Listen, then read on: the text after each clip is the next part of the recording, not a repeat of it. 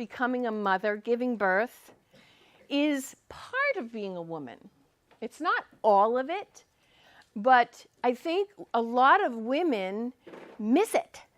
They go through it and they miss it because they're not present to the connection, the mind, body, heart connection. So what we're trying to gain for the mother is strength, because Lord knows she's going to need it. And I'm not just talking about labor and delivery.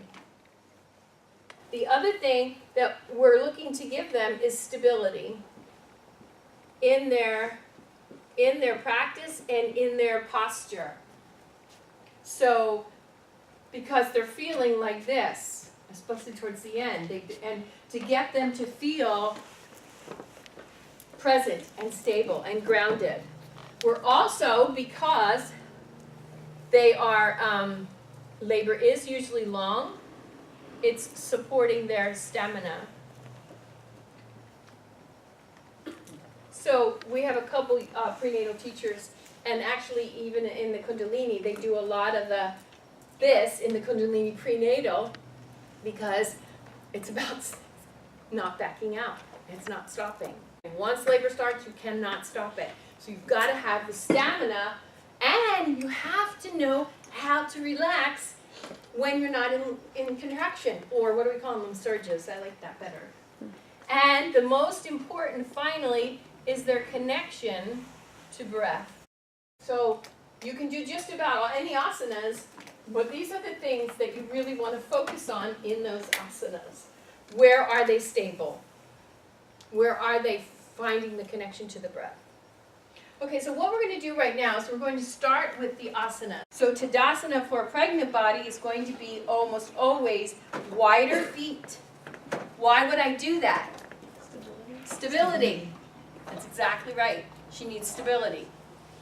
And she also needs to have that place where she can bring the back, the tail down as much as possible. Okay.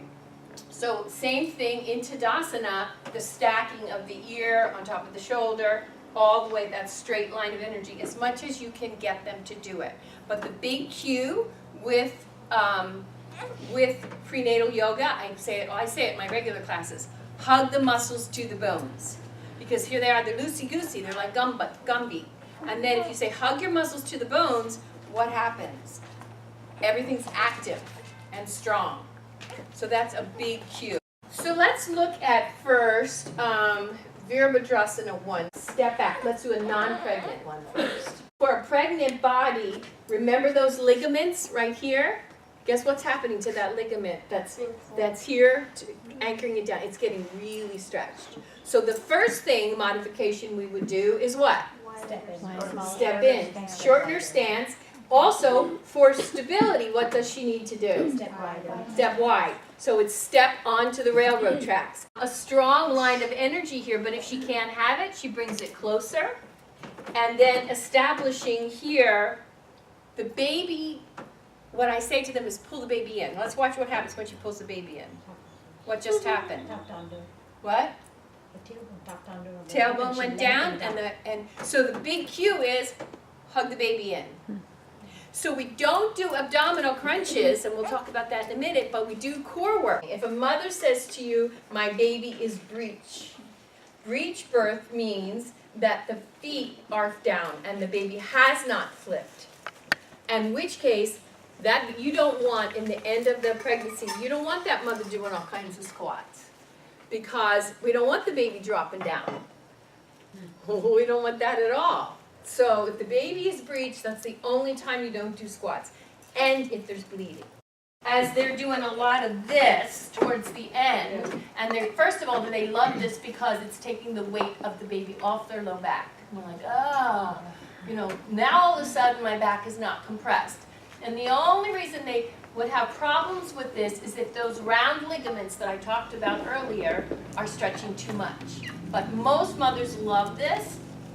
And they don't go too far into a cow, because what do? I compress here. So it's more pull the baby up and then slight.